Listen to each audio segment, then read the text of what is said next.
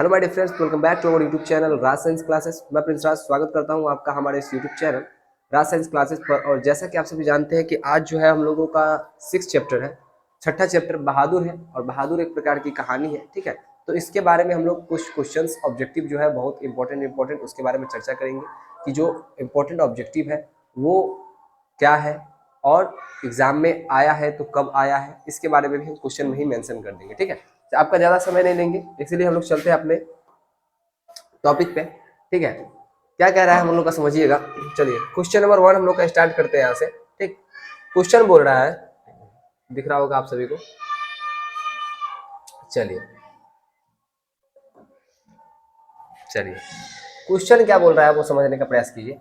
Question बोल रहा है यहाँ पर कि बहादुर कैसी कहानी है। बहादुर जो है वो किस प्रकार की कहानी है। तो मतलब बहादुर जो है वो कहानी तो है, लेकिन किस प्रकार की कहानी है याद रखिएगा। तो बहादुर जो है वो आपकी जो कहानी है वो है सामाजिक कहानी। कैसी कहानी है भाई?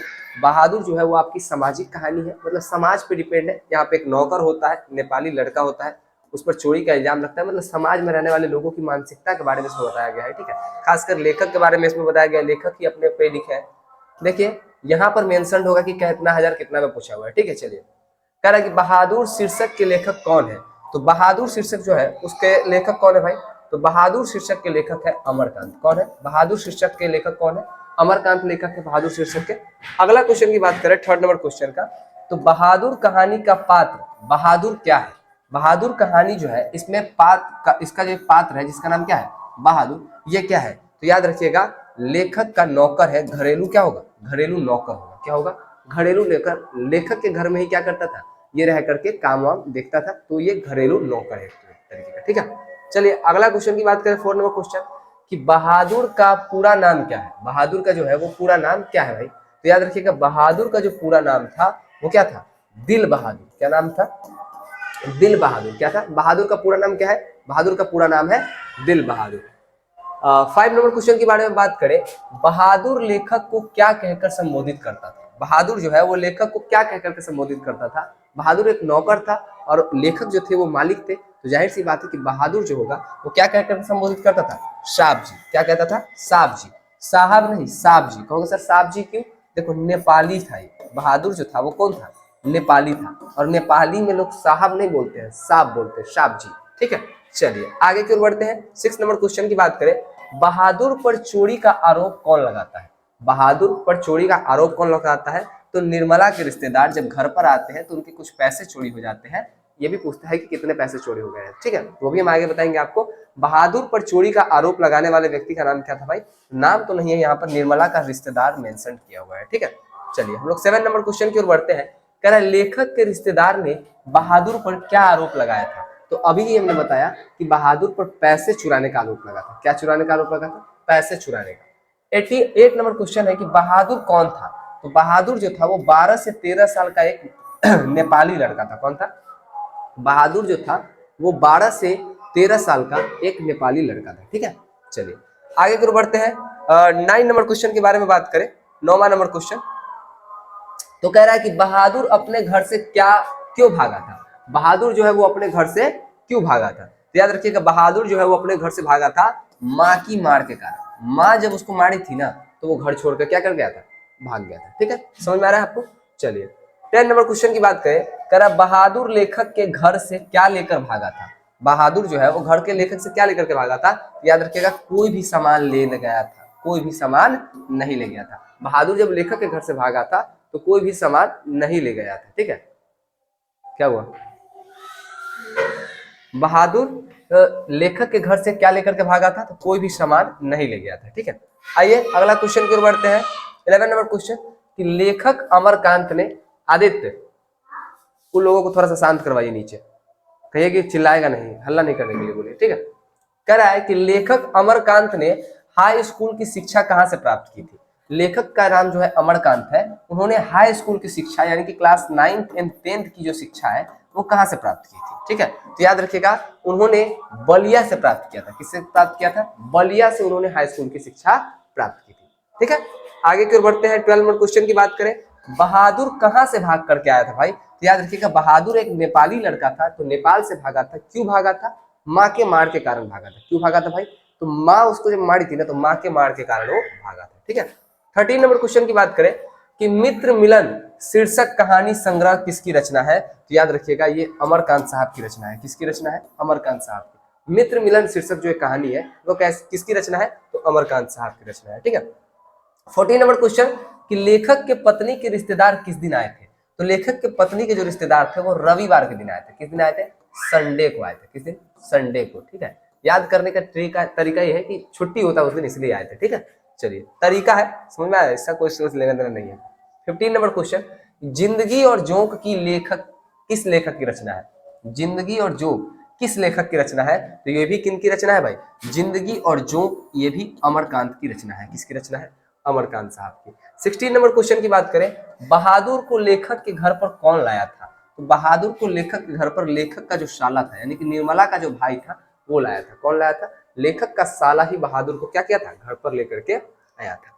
17 नंबर क्वेश्चन की बात करें, कह रहा बहादुर के नाम से दिल शब्द किसने उड़ा दिया था?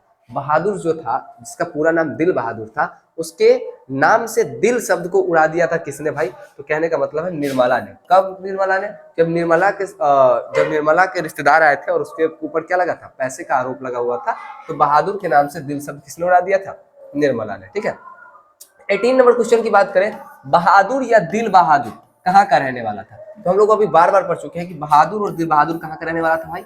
नेपाल का रहने वाला था। कहाँ का रहने वाला था? नेपाल का। ठीक है, चलिए आगे चलते हैं। 19 नंबर क्वेश्चन, बहादुर का बाप कहाँ मारा गया था? बहादुर के पिताजी जिसको थे वो कहाँ मारे गए थे? तो बहादुर के पिताजी मारे गए थे युद्ध में। कहाँ मारे गए थे? युद्ध में, लड़ाई में मारे गए थे। ठीक है, चलिए 20 नंबर क्वेश्चन की बात करें, कह रहा बहादुर से मार खाकर भैंस भागी भागी किसके पास चली आई थी? तो याद रखिएगा वो आई थी माँ के पास। किसके पास? माँ के पास। बहादुर से मार खाकर भैंस भागी भागी किसके पास चली आई थी?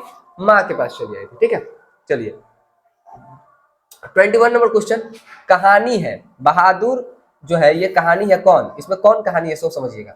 नाखून क्यों बढ़ते हैं, ये कहानी है क्या? नौबत खाने में इबादत कहानी है क्या? नहीं, बहादुर क्या है? कहानी है। ठीक है, चलिए 22 नंबर क्वेश्चन, अमरकांत साहब का जन्म कब हुआ था भाई? तो अमरकांत साहब का जन्म हुआ था 1925 ईस्वी में। कब हुआ था? अमरकांत साहब का जन्म कितने बजे? सॉरी, उसको थोड़ा सा साइड कर दीजिए, ठीक रहेगा। वो थोड़ा सा इशू हो रहा है लाइट का। ठीक। अमरकांत साहब का जन्म कब हुआ था भाई? तो अमरकांत साहब का जन्म हुआ था 1925, 1925 में। ठीक है, चलिए आगे की ओर बढ़ते हैं। अभी से 100 साल पहले कर लीजिए, 2025 चल रहा है ना भाई। तो 23 की बात करें, तो बहादुर शीर्षक पाठ में लेखक के बड़े लड़के का नाम क्या था? तो लेखक के जो बड़े लड़के थे उनका नाम क्या था? तो लेखक के बड़े लड़का का नाम था किशोर, उनकी पत्नी का नाम था क्या? निर्मला। तो लेखक के बड़े लड़के का नाम क्या था भाई? किशोर नाम था। ठीक है, 24 नंबर क्वेश्चन ये पूछ रहा है कि निर्मला कौन थी भाई? तो निर्मला जो थी वो लेखक की पत्नी थी। अभी हमने बताया ना कि बड़े लड़के का नाम किशोर, लेखक तो अमरकांत थे, आपको मालूम ही है। उनकी पत्नी का नाम क्या था? निर्मला था। ठीक है, चलिए 25 नंबर क्वेश्चन की बात करें, बहादुर पर कितने रुपए चोरी का इल्जाम लगा था? जब निर्मला के रिश्तेदार आए थे तो बहादुर पर कितने रुपए चोरी का इल्जाम लगाया था? कितना रुपए के बारे में बोला था कि शायद ये तुम्हारा नौकर जो है वो क्या है, चोरी कर लिया मेरा। याद रखिएगा 11 रुपए। क्या रुपए? 11 रुपए। ठीक है, चलिए आते हैं 26 नंबर क्वेश्चन पे। कह रहा है कि बहादुर शीर्षक पाठ में किसकी कहानी? बहादुर शीर्षक पाठ में किसकी कहानी है? तो देखिए बहादुर शीर्षक पाठ में नेपाली गवई गोरखे की है। नेपाली गवई गोरखे की। ठीक है, चलिए आगे बढ़ते हैं। 27 नंबर क्वेश्चन, नेपाल जैसे ही बोलेगा ना, इसमें आपको नेपाल बोलेगा, बहादुर शीर्षक पाठ में किसकी कहानी, तो आप नेपाल से समझ जाओगे। ठीक है, 27 नंबर क्वेश्चन की बात करें, कह रहा है कि सुख पता किस लेखक की रचना है?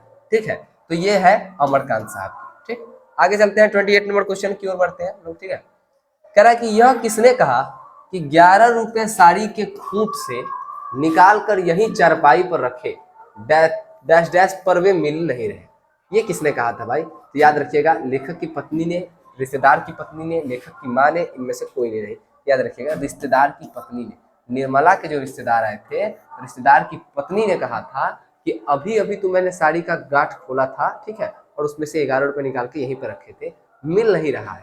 तो डायरेक्ट कहने का मतलब है कि चोरी हो गया। ठीक है, अब आप किसी के घर पे जाओगे, शायद सीधे तो नहीं बोल सकते चोरी हो गया, तो आप ऐसे ही बोलोगे बहाना बना के। ठीक है, चलिए तो बहादुर शीर्षक कहानी में कौन अपने शरीर की मालिश बहादुर से कराता था?